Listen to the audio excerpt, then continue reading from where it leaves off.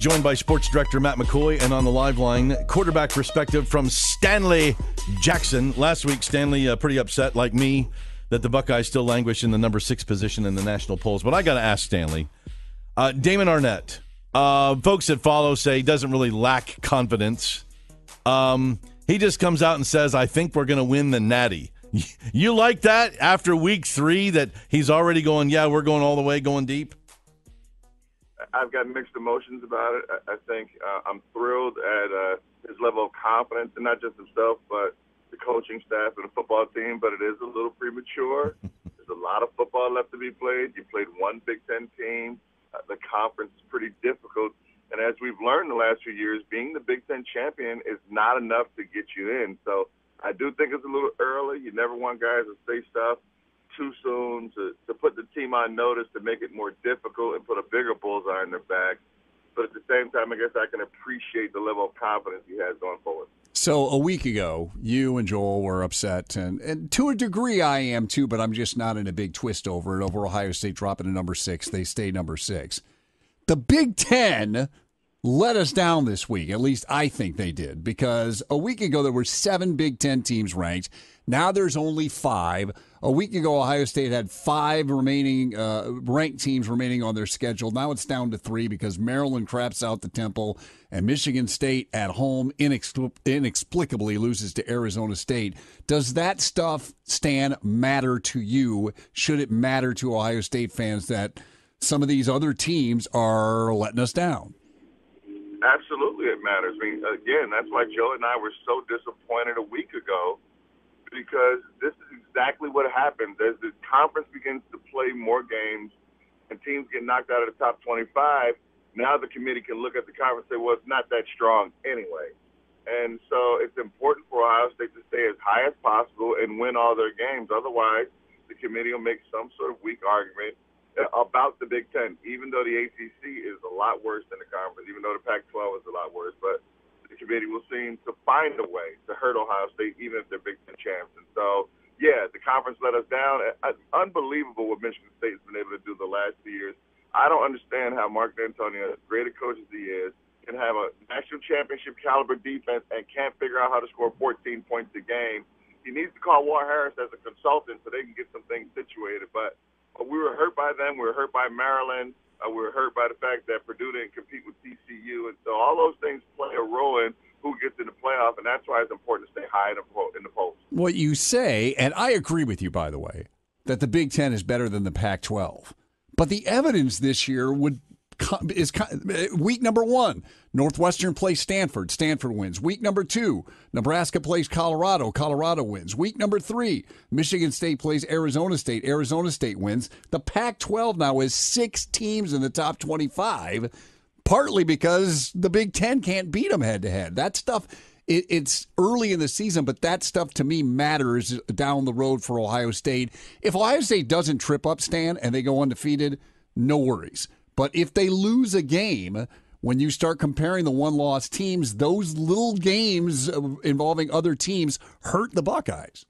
It matters. I mean, listen, we're not talking about the top tier of Big Ten teams outside of Michigan State, right? I mean, you think about Nebraska was highly overrated. You know, you think of teams like Purdue, and so Michigan State is the one team that you would expect to win that game, especially at home, even though, right, the Pac-12 has come out and said the officials absolutely blew it, so technically Michigan State was cheated, but we'll talk about that another day. But, yeah, it matters. It does matter because the committee is going to look at any data point they can to bolster their argument against a team from the Big Ten. And so, yeah, when you look at that top to bottom, it matters. The question that I have are the teams at the top of the conference, where are they? And if you look at the top of the Big Ten, starting with Ohio State and Wisconsin and potentially Penn State, and then you look at the top of the Pac-12, who is it? Is it Washington State? Is it Stanford? Stanford just got Peter rolled a week ago. And so Utah's ranked at Utah's in the top 10 now. Right. Do you really think Utah can beat Wisconsin? I don't. And so top to bottom, I think, the conference is still better than the Pac-12, but you make a great point. Those losses are things that shouldn't occur and will hurt the conference going forward. So, Stanley, I got to ask, with the unbelievable production from the backfield, I mean, J.K. puts up 193. Master T comes in relief, puts up over 100. What does that do for people's feelings about the quarterback? I mean, when you're handing off the ball to guys that are getting it done, I mean, that raises the tide, that raises all boats, doesn't it? Absolutely, Joe. It almost makes our offense unstoppable, quite frankly. Look, all the question marks coming into the season were about two positions, right? The quarterback and then the grouping of the offensive linemen. And as well as Justin Fields has played, I think you could argue the offensive line has been better. Their pass protection has been stellar. And then since week one, they have run blocked like you cannot believe, which leads to two backs having over 100 yards. And so what that does is it changes the way defenses have to defend us. So you look at Ohio State on paper, you would say, wow, they've got so many guys at wide receiver that we've got to run some zones or we've got to run a safety deep to help protect the deep ball, to get some double teams on the perimeter. But you can't do that. You have to load the box. If you look at the one play to Chris Olave, last week Indiana was in a cover. The cover four is designed to allow safeties to hit the box right away to stop the run game. We had two tight ends in the game. We went play-action pass to J.K. Dobbins, and he's one-on-one with a cornerback, and that's a mismatch for any one of our wide receivers. So the run game is just what we can do offensively. It's made it easier for Justin Fields, and his accuracy has been on display. So this offense is really, really special. Yeah, I imagine you love that play because it came from under center. It reminded me of the 1990s offense with Stan Jackson and Joe Germain where you were under center, play action, over the top for a touchdown pass. I thought Stan's got to be smiling somewhere watching that. Yeah, you tweeted about that, and you were dead on. It's exciting to see. It's exciting to see that package in. I mean, we've got so many different looks that the defenses really have to take a long time preparing for us. We can run the Urban Meyer power zone read. We just run a traditional spread. We've got a quarterback that can run.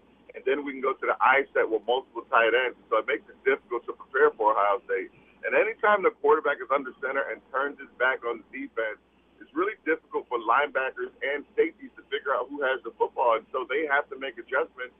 And when you got a play-action pass over the top, it's deadly, especially with the group of receivers we have. So it was refreshing to see a little time machine action.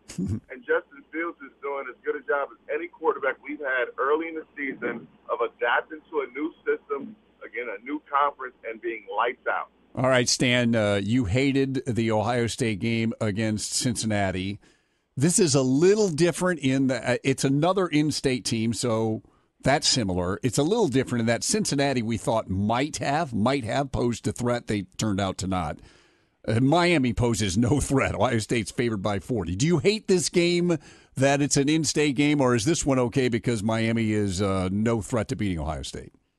Well, the fact that they're no threat, they don't compete against us, they haven't been good in a while, that kind of alleviates a little bit of the pressure. I don't like the fact of beating up on other Ohio kids, to be honest with you. I guess a part of me understands and appreciates the sentiment of keeping money in-state, also letting some kids who played high school in Ohio come to the Horseshoe and play a game, but the fact that we'll beat up on them, and I mean, when you're favored by 40 points should tell you a little bit about the game. I do like the fact, though, that we're playing a lesser opponent. Again, I know the fans hate this. They hate when I talk about scheduling. But, look, if it's good for the goose, it's good for the gander. And if you look at what Clemson and Alabama have done the last 2 years, they're the only consistent teams that have been in the playoffs.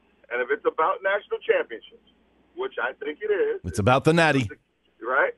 So we should schedule accordingly. And this game, in my opinion, fits into the type of schedule that we need to have. Got it. Stanley, good stuff. We appreciate the time. We'll listen for more in the Jackson McCoy podcast. Watch for it to drop on the podcast page later today on News Radio 610 WTVN.com.